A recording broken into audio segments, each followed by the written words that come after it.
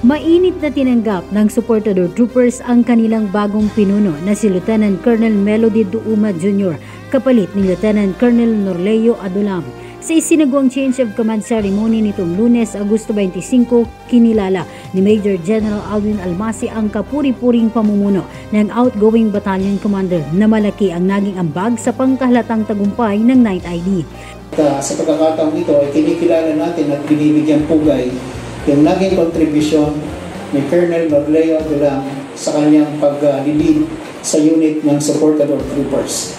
Dahil sa iyong mahusay na pamumuno, mga inisyatiba upang patuloy na mapaunlad yung mga kakayahan natin dito at masiguro ang kahandaan ng supportador batalyon. Nagpaabot din ng pasasalamat si Lieutenant Colonel Adulam sa tiwala at pagkakataong ibinigay sa kanya upang pamunuan ang 9th Service Support Battalion sa loob ng 2 taon kung saan nakapagpatupad siya ng maraming programa at inisyatiba.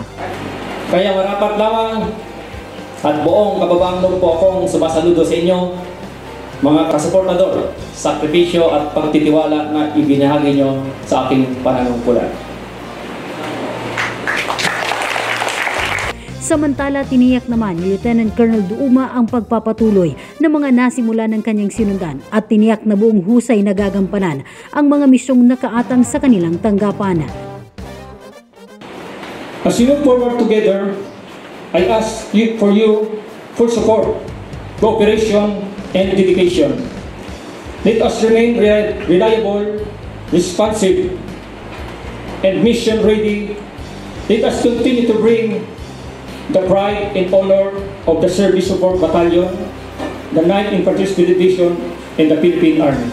Sa kasalukuyan, nakaalerto ang SSBN para sa posibleng deployment ng mobility assets, bunsod ng binabantayang sama ng panahon at nakaantabay rin bilang suporta sa mga combat operations sa rehiyon. Kapayapaan para sa lahat. Christine Atole, Spear News.